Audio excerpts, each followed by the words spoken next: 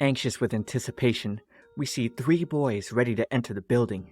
It was their first time going to a mixer. Tokiwa was nervous, Asagi was hopeful, and Hagi was excited to meet cute girls. Tokiwa's female friend, Suo, was apparently the one who invited them, given the two knew each other from class. He then got notice from Suo about a table she got in the back, and Hagi ushered them in, not wanting to keep the ladies waiting. However, before them at the table were 3 sparkling boys. All 3 of our guys were shocked. Tokiwa tried to check by calling Suo, and she jump-scared him by turning up right by his side. She told him it was quite rude to keep her friends waiting. And oh my gosh, it was the right table.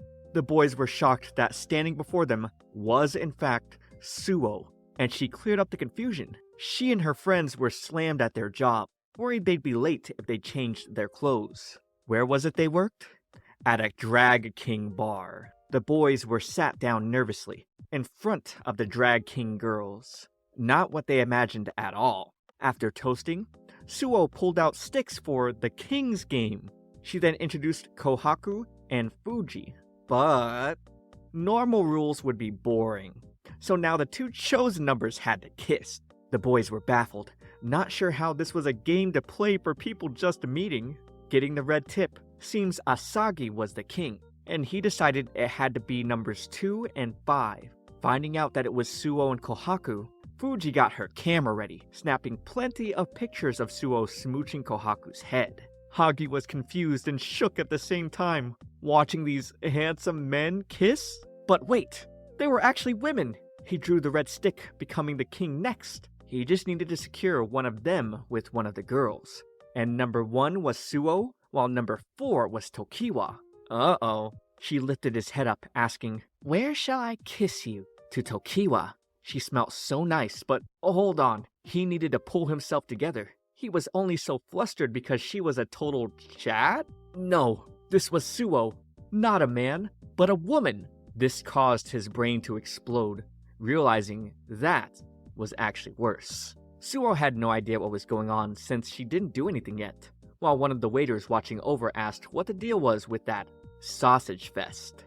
And I'm asking what the deal is with you not liking the video and subscribing to my channel. What? You already have? Smoochies. But for those of you who haven't, I need your subscription right now, because here at my Shoujo Weekly, I'm the one covering all the shoujo anime for you that no one else is talking about. And even when they are, it's so obvious they're just copying me, but using an AI voice instead. On top of that, I live stream weekly, where you can join me for fun games and topics like nowhere else. So come on, drink the tea, subscribe to me. During mealtime, the 3 boys dipped out with an excuse to use the restroom. Reaching it, Fuji tried to follow them in, but Kohaku nabbed her and dragged her back. Suo was relieved Kohaku was here to keep things in check. However, seeing the guys still had their defenses up, she thought maybe now was a good time to give them a little gift.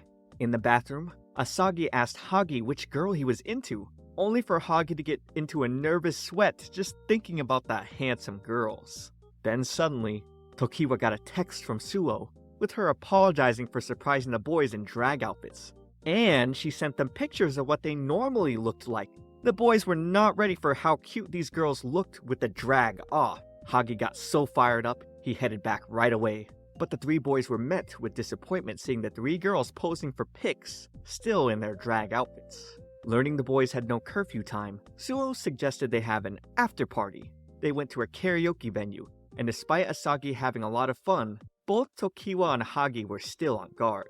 At the desk, with the 3 girls renting a room, the desk worker broke out flush red from how hot they were. Suo decided to hold a competition. Whoever had the most points was the winner, and the loser would be punished. But Hagi wasn't eager for this, thinking Suo was up to no good. Tokiwa was confident though, remarking his skills at singing to be good. His condition for winning was for the ladies to change back to their normal appearances. They began, and Tokiwa was right about his skills, scoring 98.92. He was confident in his victory, until Suo sang, shining a light like no other onto everyone's ears. Wow, this was the first time she'd gotten a perfect score. The waiter came in, Seeing the boys all punish the schoolgirl. Oh my. They dolled up Tokiwa. After the waiter left, Tokiwa screamed out in embarrassment. Apparently, this bar was famous for having costumes men could rent. Suo felt glad to experience this with all of them, telling Tokiwa he looked splendid. Hagi started cracking up over this. But for Fuji, something sparked. This was it for her. A dreamy prince and a pitiful guy spend hours together at a karaoke place? She could use this for her next story. She needed a picture for her background, looking at Kohaku even though she didn't want any more pictures. Kohaku decided to take a drink to cool down, but spit it out learning it was Hagi's. Despite looking like a handsome guy at the moment, it seems she was the type of girl who cared about indirect kisses. Seeing her get embarrassed, Hagi's heart started throbbing. After karaoke, Fuji wanted to check out the arcade. While inside, Asagi watched her instantly get a figure from a series he had been watching. He tried himself, but totally lost. On his last remaining attempt, he had Fuji help him and won with no problem. But just what kind of pose were they in? Hagi asked if Kohaku was gonna try, but after she declined, Hagi began to play with feelings of awkwardness from their indirect kiss from earlier. He wanted to smooth things over so they could have some fun. Oh wow, he was so wrapped up in his thoughts, he managed to score a cute accessory. No time to hesitate, he offered it to Kohaku. She seemed quite surprised, making Hagi drip in sweat, realizing he was offering a gift to this cross-dressing hot girl. He then uttered he didn't want it, so she took it. Even saying she didn't like cute things like this, she thought it'd be a waste to toss. Seeing everyone was getting along, Tokiwa turned to see Suo fixated on something. She wanted to take pictures in the photo booth, but it seems no men were allowed. She didn't want to go in, since her current appearance would confuse the staff and customers. That's when Tokiwa suggested they all take regular photos together. Suo was fine with this, dragging him away, but this caught Tokiwa off guard. He thought she wanted a group photo, not a photo with just the two of them. Pulling Tokiwa close in for a photo, Fuji was getting her own shots, and the selfie turned out great. Oh great.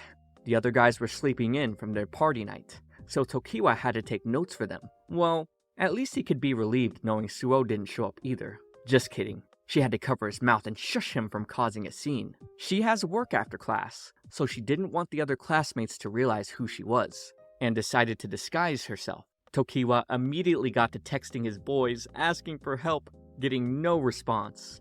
With class beginning, he forgot his handout, so Suo offered hers. She got a little too close though. So close in fact, Tokiwa couldn't concentrate at all. With Suo turning their work in, the two girls sitting behind them wanted a quick word with Tokiwa.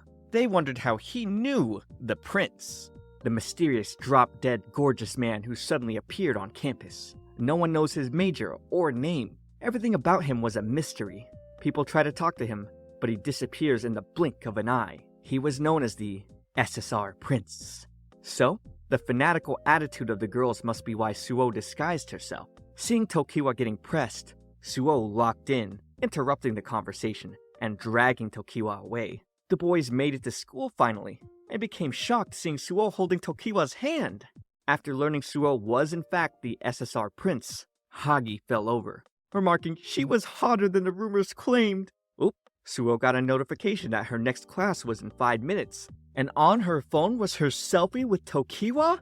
Why did she make it her background? Well, because it made her happy, of course. On another day, the boys are surprised to learn Fuji asked Asagi out to be her model. Suo then came out to Tokiwa from behind, and then there was Fuji. Cool, always speaking in an aloof demeanor. She took Asagi out for a one-on-one, where Hagi and Tokiwa secretly spied on them. They were worried because their boy was the type to get scammed when he's old. They had to keep an eye on him, but they couldn't quite hear what the two were talking about from this distance.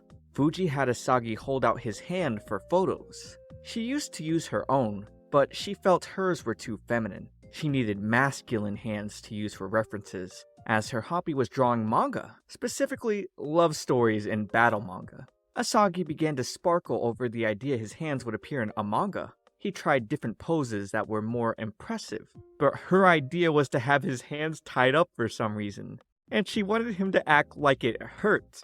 Trying to unbind himself, he asked Fuji for help. However, she instead put him in an interesting position, and then began forcing him down? This was exactly the pose she wanted a picture of. Title: Overthrow. However, Kohaku's arrival made the girls turn. Since Fuji hadn't come back to work yet, Suo sent Kohaku to pick her up, but now she wondered what the other two guys were doing here. Untying Asagi, Kohaku told him he could reject Fuji at any time if he didn't feel like intimate posing, but he had no problem accepting since she smelt so nice. With Fuji getting dragged away, Asagi stopped them, telling her if she needed a model, she could call him anytime. She wanted to offer him a reward for this, so he asked to be able to read her manga. She was fine with it, as long as he was okay reading R18. In the end, Asagi didn't get to read Fuji's manga. Hagi thought this whole thing was weird. Tokiwa and Asagi started flirting with the girls after the mixer, but why wasn't he getting any action? Based on the order, he and Kohaku should be next. He then asked Asagi why he wasn't getting any, to which the happy-go-lucky boy responded, "Maybe she hates you." Oh no, Hagi's face slammed into the floor. The last time he and Kohaku met, the two didn't even look at each other, let alone talk. Tears dripping down his face, he had to crack open a cold one while proclaiming he liked petite and cute girls more than cool girls anyways. However, the next day at the shopping district, the two crossed the paths. Hagi wondered what kind of curse he was under, only meeting her in her work attire. Apparently, a customer left something behind, so she brought it back here, and now she needed to head back. She politely bowed and tried to excuse herself, but was then hit with a sudden downpour. Hagi quickly pulled her under the covers, not wanting her to get wet. Waiting under, he tried to convince himself he didn't feel anything romantic at all. Although, taking shelter from the rain together should be the most romantic scene. Why was he next to a handsome guy? The ladies passing by were clearly only interested in Kohaku. He wished she was dressed as a girl right now, remembering how cute she looked in the photo. If they became friends, would she dress up for him? Seeing her drenched, he pointed out her soaking wetness, and oh my god, she had to cover up. Hagi then threw his cardigan at her, denying any potential excitement, using the excuse it wasn't good for a girl to catch a cold. Looking up at her, he was now blown away at how cute she looked in his cardigan. No, he had to stop himself from calling a handsome guy cute. He went back and forth in his mind, reminding himself his heart was fluttering because she was actually a girl, right? The shop owner then came out offering an umbrella. He only had one, so Kohaku offered to walk Hagi over to the station. However, he was fine just taking her back to her work. Oh-ho! This was the famous romantic scene of walking together under an umbrella. Dang, he was getting excited over her shoulder brushing against his. But she was so handsome, he didn't want to fall for her. Making it back, Hagi ran off. He couldn't take any more. But Kohaku wanted to know when she could return his cardigan. Watching him from behind, something hit her feelings. Thinking of their walk together made her blush. At the apartment, Hagi fell over due to his heart being out of control. He only now realized he left his cardigan behind. And of course, Kohaku's girls were curious about the boy's cardigan as well. We suddenly see Suo seductively whispering to Tokiwa. She wanted him to hold it properly and was gonna guide him well. How did things end up this way? Well, she invited him to her workplace one day. She was hoping he'd ask to come, but she learned he didn't seem to have that intention at all. Asagi wanted in, while Hagi decided to stay back. At the entrance, the boys remarked the whole shop was sparkly. Tokiwa wondered if they should really go in, not expecting Suo to jump scare him. She wondered where Hagi was, only to learn he was a little too flustered to tag along. Suo opened the door, welcoming the boys into Rose, the men's clothing-themed bar. Tokiwa couldn't handle all the handsome men, but Asagi sure seemed excited. To no one's surprise, they were treated to a special cocktail from Fuji, who looked super cool. Sliding the drink, she explained the top half was the attacker, while the bottom half was the receiver. Somehow, watching the two interact calmed Tokiwa a bit. They were the same as usual. Tokiwa commented the mood here was a bit different from a maid cafe. He'd only been there once, having been invited by Hagi. They had amu rice and then went straight home. Hearing this, Suo offered their restaurant's amu rice super quick, and then put the ketchup bottle in Tokiwa's hand, working her magic helping him squeeze the bottle. That was their restaurant's specialty. Her guidance was so sensual, Tokiwa screamed like a girl. She sparkled as usual, but he didn't seem to remember what happened after he got the ketchup. Tokiwa then stared at the omu rice that read, "Cute." He wondered what this was all about. Then Suo touched his chest, saying, "Moe moe kyun? Between me and the maid, who excites you more?" And Tokiwa uttered "Suo" out loud. With more customers entering, he was thinking about making an excuse to escape soon, but he couldn't quite finish his food with Suo staring at him. However, she asked if he wanted her to feed him. Suo then got called to table 2, so she put on her performance, dazzling the girls. Seeing how popular she was, Tokiwa bet she probably didn't have time for someone like him. Asagi then asked Kohaku to join them for a chat, and man did she give the boys a death stare. Oh my gosh. She played the rough boy type, telling them to entertain her. Noting their glasses were empty, she told them to get more, and with them complying, she started petting Tokiwa, calling him a good boy. Heading back to have Fuji make 2 more cocktails, Fuji graded Kohaku's performance only 45 points. Kohaku wondered why she had to play the boss CEO character, and Fuji explained it's because Suo was the prince, and she was the lazy type. They also had the playful and big brother types as well. Even with Kohaku claiming she didn't know her character that well, Fuji helped break it down. Bossy CEO types were knowledgeable. At first glance, he should come off as an arrogant jerk, but sometimes he's clumsy and kind to the people he's close to. That's how the type makes people develop feelings. Watching from afar, the 2 boys' hearts were fluttering from their interaction with Kohaku. Tokiwa was thinking about his head pat, since he hadn't had one in a while.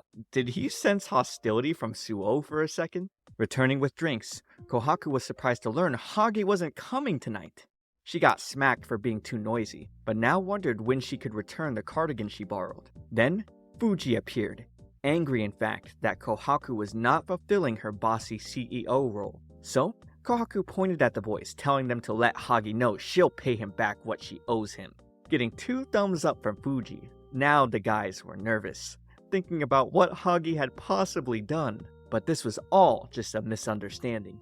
In the changing room after work ended, Kohaku remarked the bossy CEO role was too much for her, even though she was quite popular with the customers for it. The coworkers thought to offer her a different role then, but all they had remaining was Dirty Man, 8th Grader Syndrome, and Yandere. Kohaku would have preferred a more normal role. However, Fuji thought those were boring and threw them all away. Tossing the others aside, Kohaku asked about the 8th Grader Syndrome role. Described as a teen with grandiose delusion, Fuji played it quickly, shaking, saying her right eye hurt. Kohaku got seriously worried and couldn't see she was just joking. The other role was Love Struck, which Suo tried before, but it didn't seem to work out well. She told the customer, "Were you looking at someone else? You promised to only look at me. I'm so sad. Should I lock you up at home?" Oh my, all the girls wanted her to lock them up. Fuji then slammed all her manga involving bossy CEOs on the table. They all believed if Kohaku studied hard, she could get it down.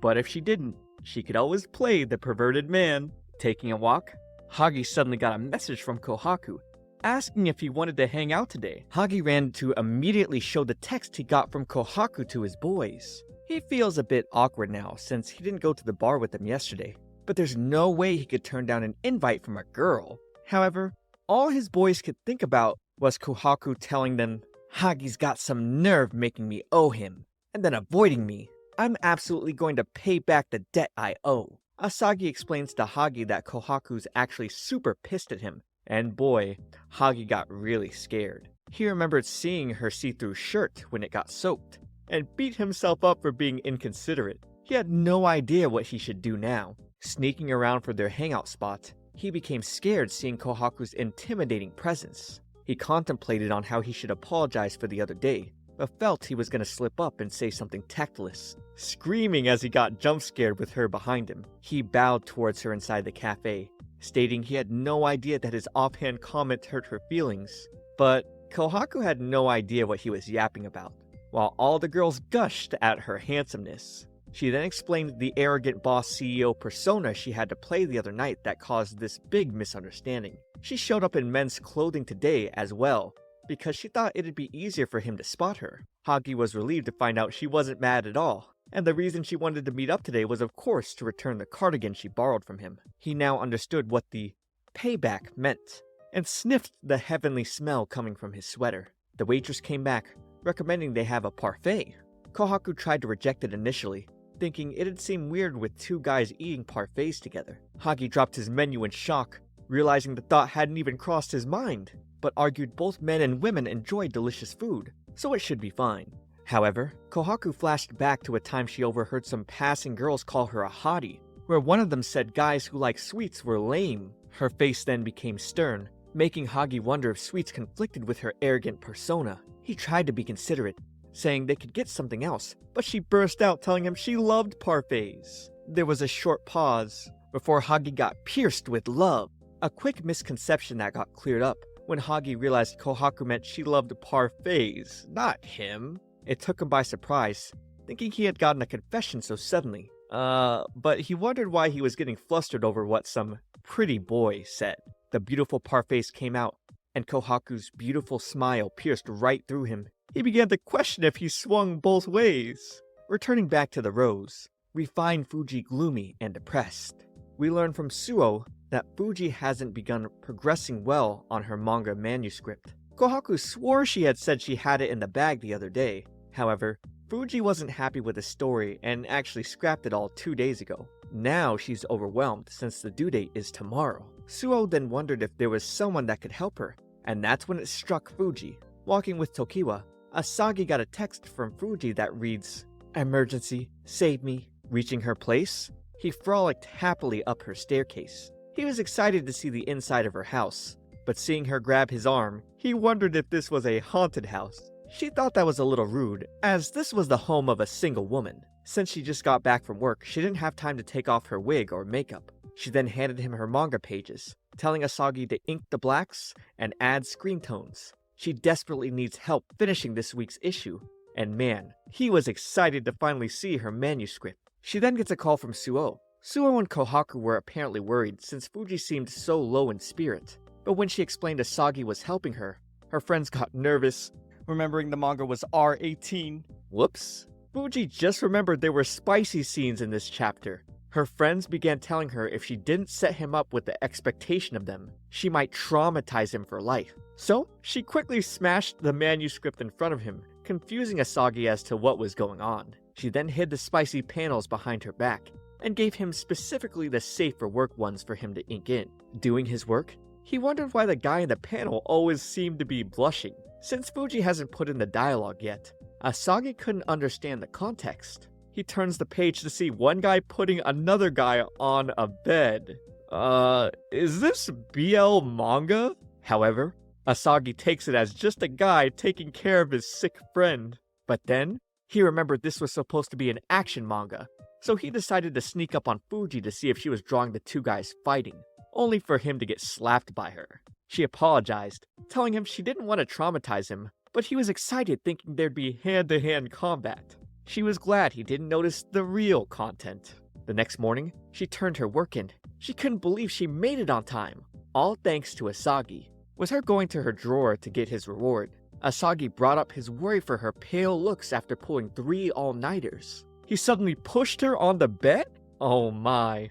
She wondered what he was doing. She tried getting up, but Asagi told her not to move, just like the scenes they were working on. She tried to check up on him, but now seeing Asagi with a hot towel, he told her once again she needs to rest, and laid her down. He was gonna nurse her back to health, and then they both passed out together.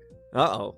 Tokiwa forgot to do his homework, so he decided to text Suo for help, and she responded he could copy hers. He started pacing around the crowded cafeteria looking for her, but no luck. Where was she? He didn't see any sparkles. And wasn't there always a crowd of girls around her? He then turned around and, oh, she was here the entire time. He was surprised to see her dressed like a girl, but she was a girl to begin with. She didn't have work today, so she dressed normally. Tokiwa was just taken aback, not having seen her like this for a long time. Copying her homework, He reflected on how he thought he'd never get used to Suo cross-dressing, but he also wasn't used to seeing her as a girl either. He thought she was so beautiful. Passing her work back, he wanted to thank her, and she told him she wants to go out for drinks. Later that night, he wondered why Suo was cross-dressing, to which she replied it seemed easier for him when she was dressed this way. Either way, she was glad to finally get drinks, just the two of them.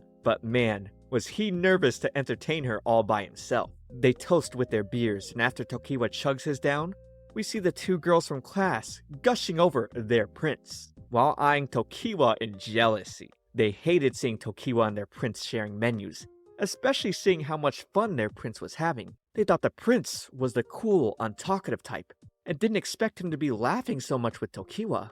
But now seeing Suo wipe the beer mustache off of Tokiwa's face, the two girls gulped, wondering if they were really just friends. They flashed back to the other day where Suo had told them they were just friends for now, only getting more nervous. It seems Tokiwa had a little too much to drink with how nervous he was. With him falling over, Suo pulled him on her lap, telling him he could rest there if he was sleepy. Right now, Suo was the prince, and she promised to wake him up with a prince's kiss. She then closed his eyes and he knocked out right away. Suo poked at him to see if he really knocked out. And oh my gosh, she went in for a kiss? Guess it didn't work like the fairy tales. And oh no, the female classmates now had the wrong idea about what was happening. We move to another day, where the boys are supposed to meet up with the girls. However, Asagi gets kidnapped from the car they're standing in front of.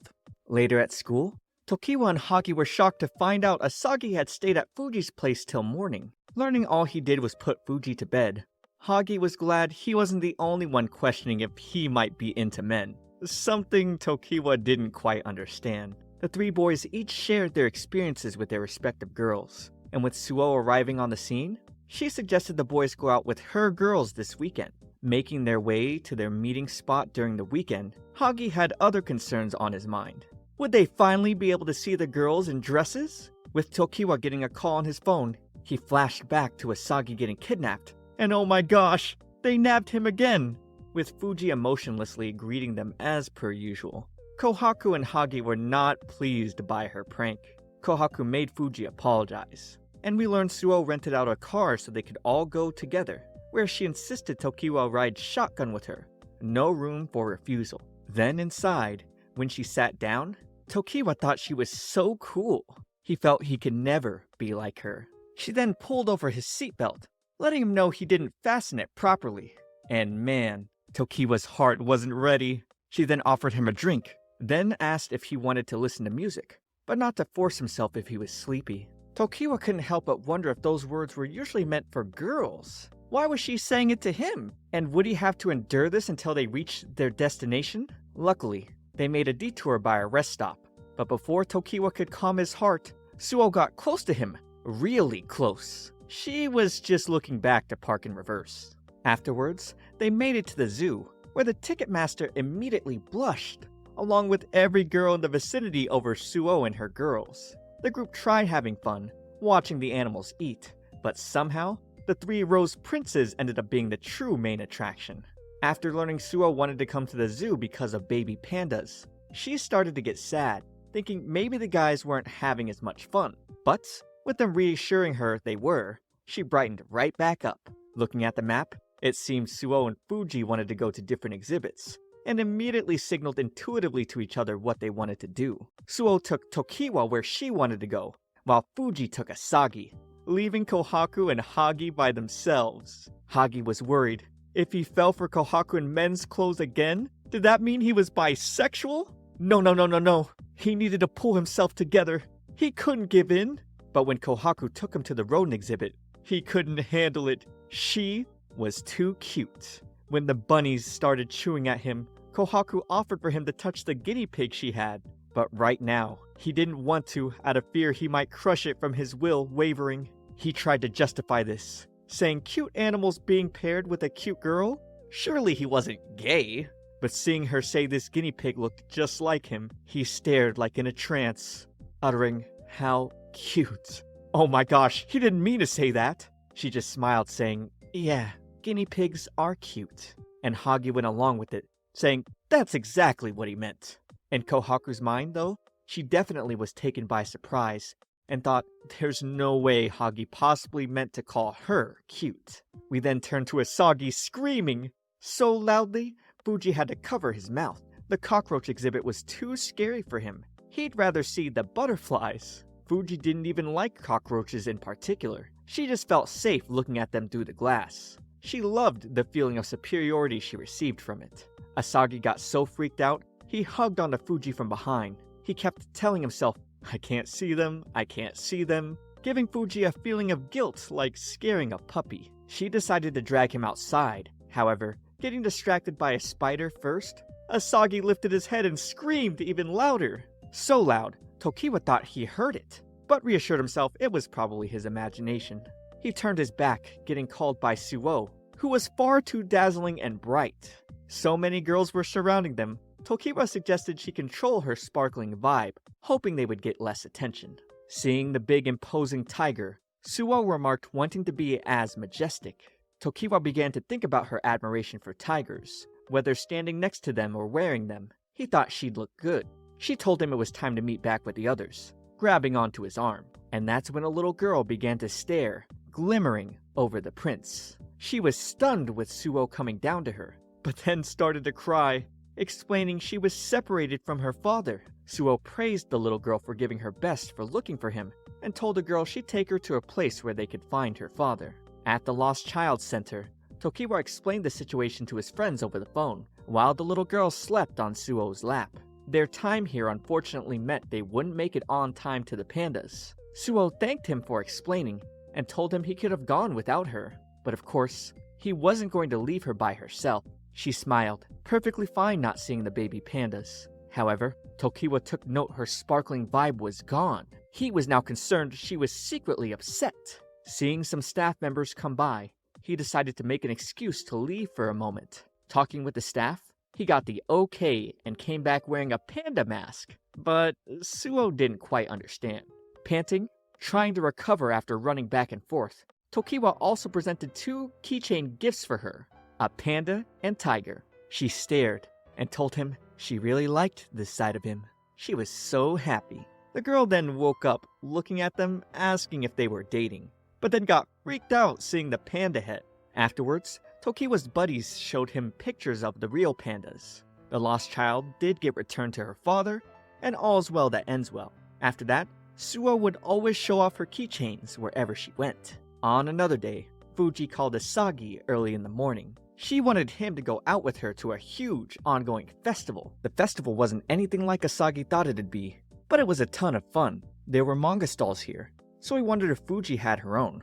Reading her location as West 1026A, he had no idea where that was. A man in a night cosplay suddenly bumped into him, and Asagi was amazed, realizing all the cosplayers around him. Animal girls, mages, but could any of them help with directions? He came up to 2 girls asking for help, only to get suddenly grabbed by Fuji. They began their leave. However, Asagi was like a distracted child Yuji had to constantly keep on track, so she decided to put something on him, that way he couldn't get lost. Girls in the convention spoke of Fuji as the R18 haughty prince, who handed out doujinshi, and seeing Fuji pulling Asagi around in a collar, the girls broke out in an embarrassed exasperation. When the 2 reached her stall, Asagi wanted to take a look at the manga he helped her out with earlier. However, she kept telling him to wait as he tried reaching out for one. This made the girls compare this to a scene of a master and his dog. Asagi now realized the works were R18.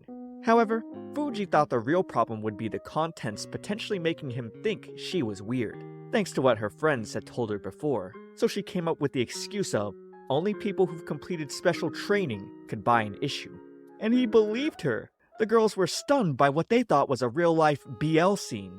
Suddenly, Fuji gets a message from her friend, also in the industry, who set aside a new volume of her works for her. Forgetting to pick hers up, she decided to ask Asagi to man the booth. While Fuji was out getting her manga, Asagi happily handed out the BL manga to embarrassed customers. He was so happy to see people buy manga he helped Fuji with. He would find himself tempted to touch and open some of the manga, but slapped himself, desiring to honor his word to complete the secret training before he looks at one. One fan of the series in particular came up, asking if Asagi was Fuji. She was shocked, unable to believe Fuji was a guy.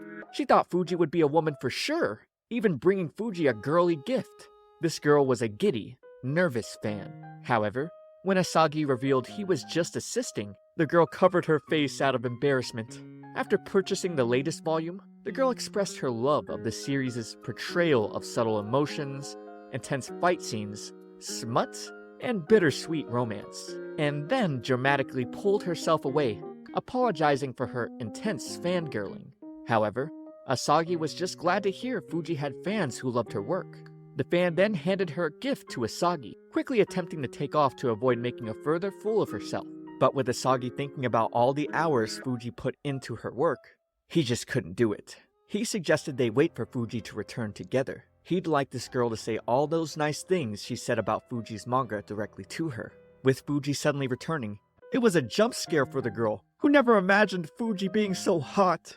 The girl quickly shoved the gift into Fuji while screaming, "I'm a fan!" as she ran away. This was actually the first time anyone had told Fuji they were a fan of hers in person. Asagi's spark began glowing in happiness, while all the girls who had seen everything from the sidelines cried over the heartwarming moment. With the convention ending, Fuji finally dressed down, a shock to Asagi, seeing her as a girl for the first time. She cross-dressed today so she wouldn't get doxxed. The two then went out for dinner, where Asagi took some pictures of his meal to send to his boys. And Hagi was jealous, asking who the girl he was having dinner with was. The next day, Suo learns from Kohaku that Fuji hasn't shown up for work yet. So, she decides to check up on Fuji herself, not expecting to see Asagi answer the door. He wasn't expecting to see Suo out of her usual outfit either. He led her to Fuji, who apologized for getting up late. Last night after dinner, the two decided to drink much more here at her place, and they both passed out here. After Fuji brushed her teeth, Suo called for her to talk, asking if all they really did was drink and sleep last night. Fuji confirmed that to be the case. However, seeing Asagi sleeping, she couldn't help but get a small photo shoot of him, which definitely embarrassed him a little. As Fuji got dressed, she told Asagi since he had nothing to do today, they could all go to the bar together and eat lunch. It was there she served him amu rice, enjoying his expressions without displaying any of her own. She then asked for a bite, so he fed her, and noticing some food on his face, she decided to wipe it off. Asagi then got a call from Hagi, who was shouting about how Asagi left him on red, still asking who that girl was. Since the call was on speaker, Suo quickly reacted, texting Tokiwa that he and Hagi should come by the bar to have a meal. But for some reason, Hagi didn't come with Tokiwa. Tokiwa asked what the thing around Suo's leg was, and she revealed it to be a Tokiwa plushie. It was a gift from Fuji. Tokiwa questioned why, only for Suo to tell him not to worry about it. Suo then decided they should play a game since their meal was finished. The name of the game being Shiritori. Whoever blushes, loses.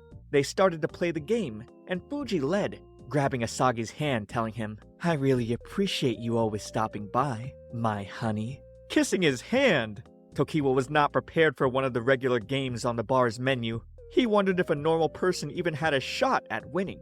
Suo tried putting her princely charms on Tokiwa next, and he depressingly replied that since he was going to lose, he wanted to take as little blushing damage as possible. Now seeing Suo holding up the Tokiwa plushie, he decided to ask what she was going to do with it, but she just sparkled, telling him she couldn't say in response. This caused Tokiwa to sweat, imagining the plushie getting beaten and ripped.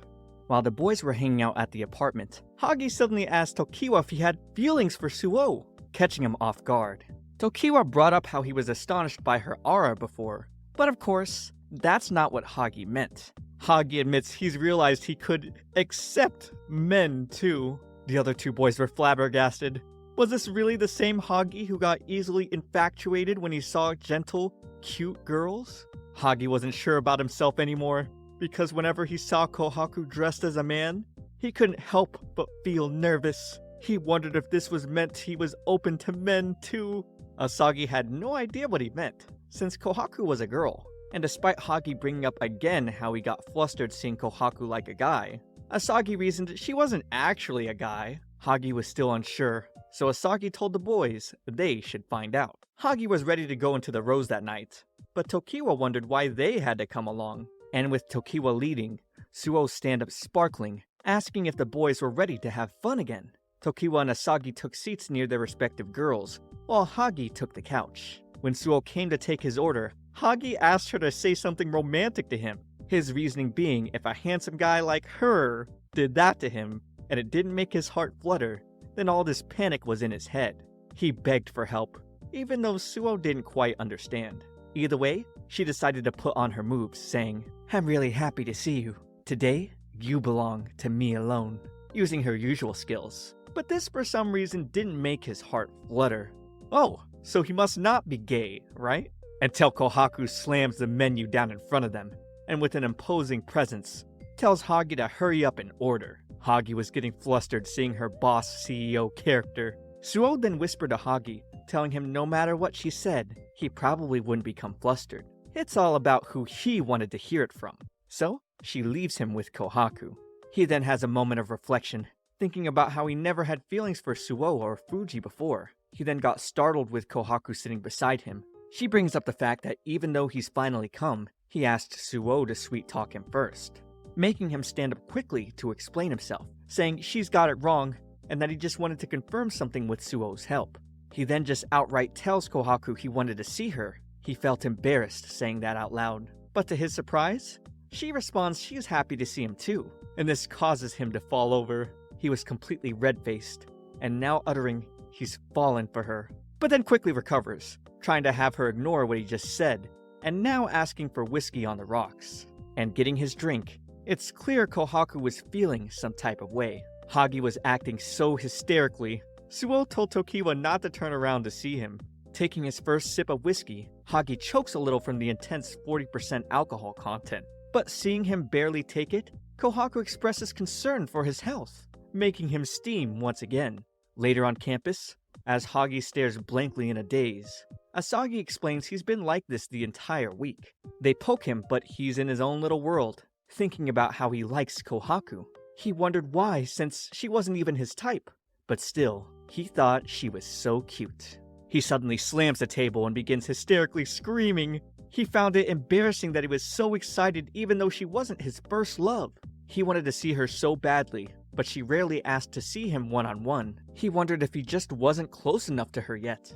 Would she feel disgusted if he suddenly tried to contact her? He had no idea what to do, and believed his friends were unreliable during his distress, since they were not love experts. But luckily, Asagi knew someone who was. Fuji, in all her sparkling glory. Hagi got sad, thinking Asagi was just trying to show off how close he was with her. But Asagi explains Fuji's endeavors of writing battle manga about love. She claimed she totally wasn't here to get more material for her manga, but either way, she was both a reader and creator, establishing herself as a love expert. Hagi firstly wanted to know how to get closer to someone, to which Fuji answered he had to know their weakness. Then, he could threaten to tell everyone that person's weakness, basically blackmail them. Hagi was skeptical, despite Fuji reasoning that this could be what they call love blossoming between those with shared stakes. With Hagi asking for a more normal approach, Fuji suggests he take the person of interest out for drinks. All he would need to do is get blackout drunk, and in the morning, he could wake up wondering how he ended up in that person's bed. My dear viewer, please do not try any of these. With her next answer being he needs to pin down his interest by force, Hagi's had enough and leaves the restaurant. He decides to crouch down in the street, depressed, thinking about what to do, when suddenly Kohaku comes to his side, expressing her worry for him. Seeing his face red, she offered him a drink, thinking he was suffering from heat stroke, but he begins to flail, assuring her he's fine. She was glad, although worried about his shaking from being love-struck. As Kohaku offered her hand to pick him up, Hagi thought about all the plays Fuji told him to make, but there's no way he wanted to do any of those. Kohaku then kneeled down once again, inviting him to come out with her to the summer dessert festival to hopefully cheer him up. The next day, seeing his boys walking down the street, Hagi was unusually bright and optimistic. He was cheery to tell them Kohaku invited him on a date, but Tokiwa burst his bubble, suggesting Fuji and Suo might be there. Although Asagi brings up he and Tokiwa didn't get any invitations, so it might just be Hagi and Kohaku. At the Rose, Kohaku learns Fuji and Suo can't go with her to the festival. Realizing it would be just her and Hagi, she tries to cancel on him, but Suo tries to stop her. However, it's too late because she already sent it.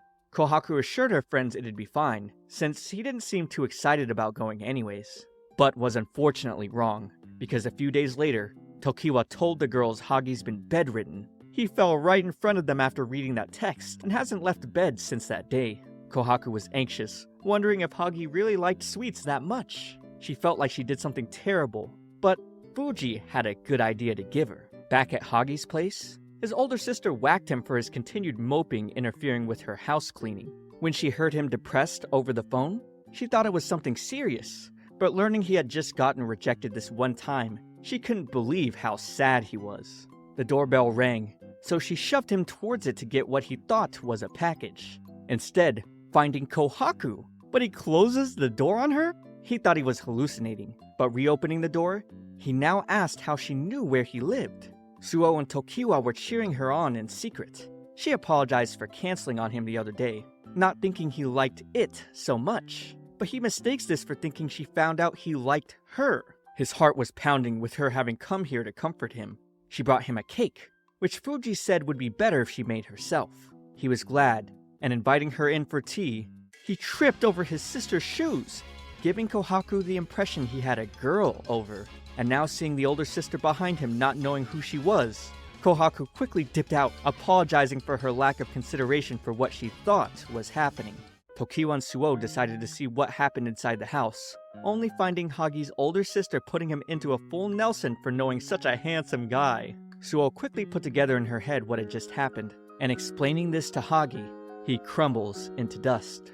And now with Hagi more depressed, Tokiwa and Suo contemplate on what to do to resolve this. To solve Hagi and Kohaku's misunderstanding, Suo offers Tokiwa to go on a walk with her. That way, he can think of a solution. He was caught off guard by her sudden shine though. It didn't seem like that was Suo's plan at all though, since she just took him to hang around the mall. She brings up that lately, she'd been wearing more men's clothing, which is why she instinctively came to check out the men's fashion. Tokiwa chews on the idea that it might be because she's always wearing men's clothing around his group. She wants to buy the two of them matching outfits, getting a sales clerk's opinion, and despite Tokiwa not wanting to, she hits a very pleading pose that eventually gets him to accept. Coming out of the stores, Suo spots a camping set and believes this might be the solution to their problem. The three boys eventually arrive at an open campsite. Hagi questioned why he was here because all he wanted to do was be at home and mope over Kohaku. He can only think about how she ran away that day and what he should say to her next time. Asagi had to help Hagi breathe from his anxiety. Hagi was feeling a bit better seeing his friends concerned about him. He felt relief being able to put his worries aside to have some fun, which immediately turned into anxiety seeing the three girls. And his boys knew that, obviously, with Tokiwa playing dumb. Things were still awkward between Hagi and Kohaku, which is why Suo told the other two boys not to tell them they'd be here, knowing he might have run away. Hagi and Kohaku were assigned to prepare the fire together, and did so in an awkward, silent manner while the rest of the group seemed to be having fun. He tried complimenting Kohaku on the cake she had made him, and she thanked him in a nervous sweat he picked up on. She then asked if the person at his place was upset when she came over, and when he told Kohaku she choked him, Kohaku started kowtowing, still not knowing it was his sister. She tells him she didn't mean to ruin his date with his girlfriend the other day. He then cleared this up while lighting the fire, and pulled out his phone to show how much he and his sister looked alike. He was so embarrassed Kohaku had gotten the wrong idea, he wanted to die. Kohaku felt a lot better now, because the entire time, she thought she had ruined a date night with his girlfriend. She then utters, "It turns out you're family. That's great," with much relief. Hagi couldn't help but stare hearing those words. He wondered about the meaning behind them. He tried to confess to her, but he just couldn't get the words out. So she gives him a marshmallow, thinking he's just craving sweets. At the tent setup, Tokiwa asks if he should keep pretending to work, but Suo calls an end to it. With everything set up, the group was ready to have some fun by grass sledding. Since there were only 5 mats, Asagi and Fuji had a share. Sledding down, Hagi gets distracted by the two and goes tumbling. Then afterwards, the food and beer looked quite delicious. As the whole gang began to eat, Fuji told Suo maybe this wasn't the best time to try to help out her friends. Fuji thought Suo should have made her feelings for Tokiwa more obvious and spend more time bonding with him instead. However, Suo didn't believe he would be won over so easily. She'd rather take things slow, so as to not fail confessing to him. With the rest of the group going to clean up, Suo and Tokiwa do finally get their alone time, where he points her to look up at the stars. He then points out how the moon is so beautiful tonight. So, Suo teases him by calling his words a romantic confession. Apparently, that was a classic quote by writer Natsume Soseki, as a more subtle way of saying, "I love you." Tokiwa was practically choking over himself, because that's not what he meant. However, Suo stood in front of him, saying the same phrase. But before things could take a real romantic turn, everyone made it back, killing the moment. Having stayed up through the night, we see Hagi laying out on a bench, having been unable to sleep even though his boys had no problem. He was too nervous about their tent being right next to the girls. He then started freaking out, thinking that maybe he was overthinking things. And now seeing two birds being lovey-dovey in front of him, he told them to stop. But this caused him to remember how Kohaku seemed to like cute things. So he wanted to snap a photo of the doves together for her. He probably wasn't expecting Kohaku to be hovering over him at this very moment though. He started spazzing with his crush right beside him under this 5 a.m. dawn lighting, and still dressed like a man. She explains she's used to being up this early, and she was about to go on a walk. Except seeing him, she felt she couldn't help but approach. These words shocked Hagi. It was too much for his heart. Sitting side by side, Kohaku admitted she was scared things were gonna backfire when Suo had told her Hagi wasn't told they'd be here. She was glad things worked out, as she had so much fun hearing her soothing morning voice. Hagi actually knocked out and fell asleep on her shoulder. This certainly surprised her because she had no idea what to do now. At campus on another day, Tokiwa finds Suo sparkly even in her non-male attire. She learns it's just him out of his friend group here today, since Hagi and Asagi have classes in the afternoon. They chat a little about the camping trip, which Tokiwa noted Hagi seemed a little stranger after. Then, reacting to a bike passing by, Tokiwa quickly pulls Suo into him, and now their classmates who saw Princely Suo kissing him are confused. Inside the building, he feels like he's being watched. However, Suo has no problem with stairs, since she's usually watched all the time. With Suo checking her phone, Tokiwa suddenly gets kidnapped, because Suo's fans just want to talk to him. Really, they were pissed seeing him flirting with a woman, and thus cheating on their prince. They wanted him to stop playing dumb, thinking he was two-timing the prince and that woman he was with earlier. They didn't want to see their prince heartbroken. But of course, Tokiwa knew the two people in question were both Suo. Knowing the princely Suo was a secret, he didn't want to reveal any unnecessary information. Before they could strike him, their prince intervened. Suo used her charms to tell the ladies they could hurt their hands using violence, causing them to blush and squeal. Suo then tells them she's pretty much heard the whole story, and was now asking Tokiwa who the girl was in front of them. She didn't know they were referring to her, so when Tokiwa explains she's the only one he hangs with, she brushes everything off in a sparkling relief, expressing worry about what she'd do if there was someone else. She then makes the excuse that the woman is her little sister, and now the two girls think there's some crazy love triangle going on. At the Rose, Asagi sneezes, spilling his drink all over his sweater. One of the other workers decides to take it to the dry cleaners, so Fuji gets the idea to dress him up in a suit. A customer enters, feeling a bit nervous alone with Fuji. But now Asagi was entering the scene, and this customer wanted to see the debut work of this brand new employee. Fuji thought maybe something was wrong with having a customer serve another customer, but decided to let things continue since this was a rare opportunity. The customer inquired more about Asagi and Fuji's relationship, and Fuji thought of Asagi as a happy dog. She decides to call him over and rubs under his chin to satisfy her doggy desires from him. This was a little too spicy for the customer, and when the other worker returns, the customer becomes quite embarrassed. To thank him for his help serving the customer earlier, Fuji decides to make him a drink. Asagi is quite amazed by her bartending skills, wondering if he could ever make drinks in a cool style like she did. She decides to invite him over to her place, where upon entering, she tells him to take off his shirt. She then gives him a pair of shorts and tells him to wait for her in the bathroom. He sat there by himself, wondering why and thinking there might be something wrong with him. When she entered, she brought in a home cocktail set, so he could practice with it. She taught him her techniques, however, he made quite a mess of himself. He eventually got the hang of it, albeit covered in a lot of liquid. The cocktail didn't taste that good either. He wanted to keep trying though. That way, he could get better than her and make her cocktails all the time. Something she was looking forward to. Lately, Suo has been coming to class in her regular clothing. She explains she's been more on the night shift, and only came to campus in men's clothing when she had work in the morning. Tokiwa's main concern for this was the fact that her two biggest fans were missing her, not having their prince for a while now. They were doing all sorts of mental gymnastics, believing it had something to do with Prince Suo telling them her normal version was her little sister. They suspected the siblings must have had a fight, and that their prince was injured all because of Tokiwa. Spotting him, they ran right over. He had nothing to say to them about the prince not coming to school. When Suo showed up, he scurried her to get away from the two. Later, the two fans were in tears, finally seeing Prince Suo after so long. They imagined Suo getting over her heartbreak after getting dumped by Tokiwa. And man, things only got more confusing when she decides to walk over to Tokiwa and show off their matching shirts. He was so embarrassed because he didn't think Suo would wear hers.